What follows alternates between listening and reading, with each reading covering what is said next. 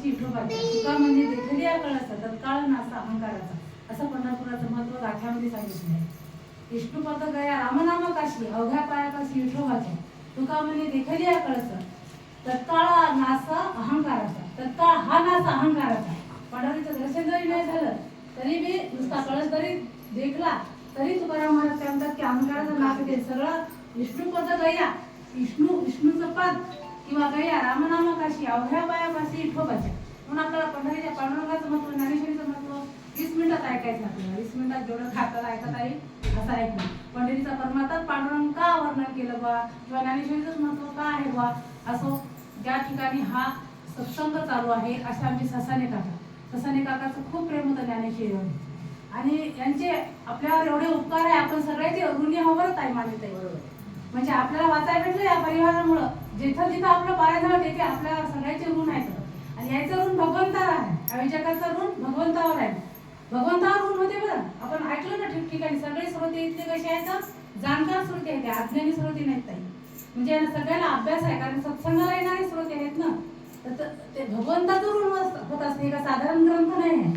ज्यांना आयोजक केलं ज्ञानेश्वरीच्या ग्रंथाचं हो की अधिष्ठानाचं कोणते, म्हणजे अधिष्ठान आपल्याला माहित पाहिजे ना. आपण अज्ञानी जीव असल्यामुळे आपल्याला अधिष्ठानच माहित नाही. त्याच्यामुळे हे 20 मिनिटाचं 10 मिनिटाचं प्रवचन आहे. म्हणजे हे काय साधारण नाही बरं. इथं बोलणारा माणूस काय स्वतःच्या मनानं बोलत नाही. इथं स्वतःचं काही चालत नाही. स्वतःचं चालत नाही म्हणजे आपल्याला काही माहितच नाही. आपण काय सांगणार जगाला आणि आपलं अज्ञान पण पुढेच पोहोचत नाही. मी पुढे ते बोलणारच आहोत. असो असेच आमचे काका आणि काकू त्यांचं मॅडम आणि त्रिवेणी संगम आहे हा. राहू दे पूजा. या मार्गशीर्ष महिन्याचं पालन म्हणजे कसं आहे, त्रिवेणी संगम आहे ताई. त्याच्यामध्ये दत्त जयंती आणि गीता जयंती. सोमवारी गीता जयंती आहे म्हणजे गीतेचा वाढदिवस. म्हणजे भगवंतानं कुरुक्षेत्रात गीता सांगितली होती. आपल्याला सगळ्यालाच माहिती आहे. आपण गीतेत जे शिकतो ते आपला ढोके मामाने जे गीता शिकवली 700 श्लोकाची ते गीतेचा वाढदिवस आहे येणाऱ्या 1 तारखेला. आणि दत्त जयंती आहे दत्तात्रेयाची. दत्तात्रेयाचा अवतार कोण आहे, ब्रह्म विष्णू महेश यांचा दत्तात्रेयाचाच अवतार आहे. आपल्याला सगळ्याला माहिती आहे माझा भगवंत म्हणजे दत्तात्रेय. पण लोकांना अभ्यास नसल्यामुळे ते काय म्हणतात की आमचा दत्तात्रेय म्हणजे एक मार्गी आहे. पण आपल्याला सगळं काही शिकवतो फक्त वारकरी संप्रदायात हाच ग्रंथ शिकवतो. का दत्तात्रेय कोण आहे, गीता कोण आहे, ज्ञानेश्वरी कोण आहे, महादेव कोण आहे, फक्त आपल्याला फक्त ज्ञानेश्वरी हाच ग्रंथ शिकवतो. म्हणजे देवाची ओळख करून देणारा हा ग्रंथ आहे.